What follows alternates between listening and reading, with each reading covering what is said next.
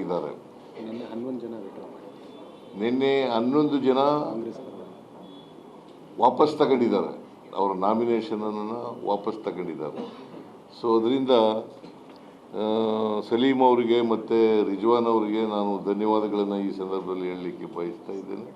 ಮತ್ತು ಎಲ್ಲ ಪೈಲ್ವಾನ್ ಸಾದಿಕ್ ಭಾಳ ವರ್ಷಗಳಿಂದ ನನಗೂ ಅವ್ರ ಪರಿಚಯ. ಸಾದಿಕ್ ಅವ್ರ ಪೈಲ್ವಾನ್ ಕುಸ್ತಿ ಮಾಡ್ತಾ ಇದ್ದವಿಂದ ಪರಿಚಯ. ನಾನು ಕುಸ್ತಿ ನೋಡೋಕೆ ಹೋಗ್ತಿದ್ದೆ, ಕುಸ್ತಿ ನೋಡೋಕ್ಕೆ ಹೋಗ್ತಾ ಇದ್ದೆ. ಸಾದಿಕ್ ಕುಸ್ತಿ ಮೈಸೂರಿನಲ್ಲಿ ಕುಸ್ತಿ ಅಖಾಡ ಇತ್ತು ಒಂದು, ಅದು ಚೆನ್ನೈ ಅಖಾಡ. ಚೆನ್ನೈನವರ ಅಖಾಡ, ಅಲ್ಲಿ ಕುಸ್ತಿ ನಡೆಯೋದು. ಆಗ ಹೋಗ್ತಾ ಇದ್ದೆ. ಇವರು ಚಾರ್ಲಿ ಅಂತ ಇನ್ನೊಬ್ಬಿದ್ರು, ದೊಡ್ಡ ಚಾರ್ಲಿ ಅಂತ, ದಾವಣಗೆರೆಯವರೇ.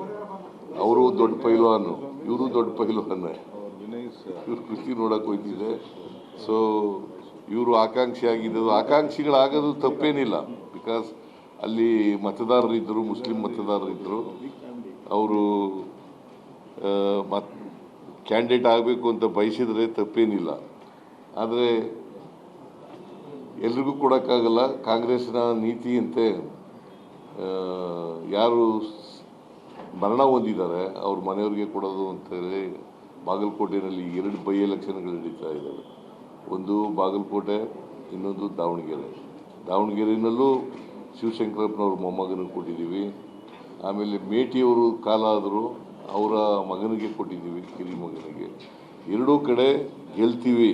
ನಾನು ಪೈಲ್ವಾನ್ ಸಾದಿಕ್ ಅವರಿಗೆ ಧನ್ಯವಾದಗಳನ್ನು ಹೇಳಲಿಕ್ಕೆ, ಯಾಕಂದರೆ ನಮ್ಮ ಮಾತನ್ನು ನಂಬಿ ನಾನು ಮತ್ತು ಡಿ ಕೆ ಶಿವಕುಮಾರ್ ಮಾತುಗಳನ್ನು ಅವರು ಒಪ್ಕೊಂಡು ವಾಪಸ್ ಇವತ್ತು ರಿಟೈರ್ ಆಗಿದ್ದಾರೆ.